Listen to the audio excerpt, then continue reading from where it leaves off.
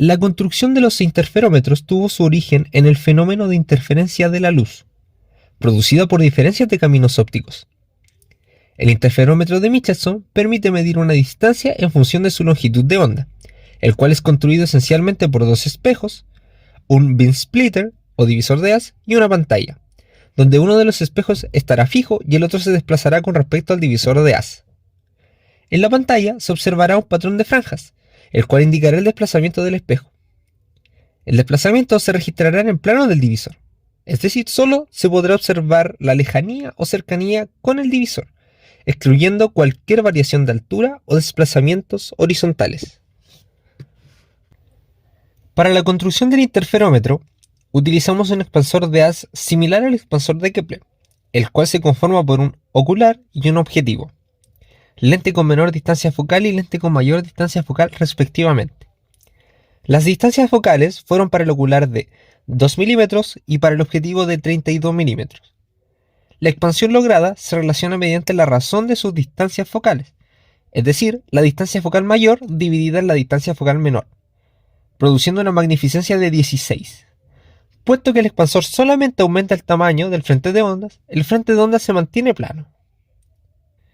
Posteriormente, el haz incide sobre un espejo, el cual nos permitió direccionarlo en el sentido y altura requerido. Este procedimiento se realiza ya que los láser tienden a desalinearse levemente con el tiempo. Luego, el haz incide sobre el divisor de haz para posteriormente incidir en el espejo movible, donde el espejo fue conectado a un piso eléctrico, el cual cambia su longitud si experimenta una diferencia de potencial. Al variar la longitud del piezo eléctrico, observamos en la pantalla un patrón de franjas similar a una parábola. Lo anterior fue debido a que curvamos el espejo y de este modo disminuimos la distancia en algunos puntos del espejo al divisor.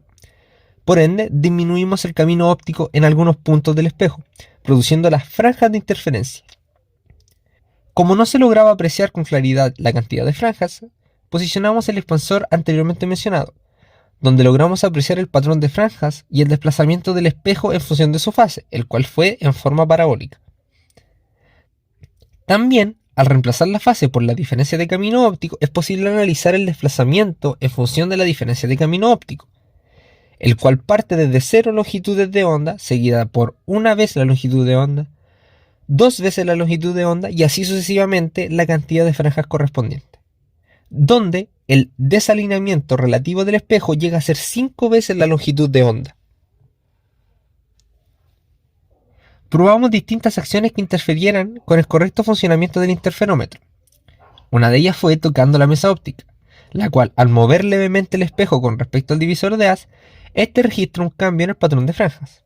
Calentamos el espacio por donde se transmite el haz, produciendo un patrón de franjas totalmente distinto al obtenido inicialmente.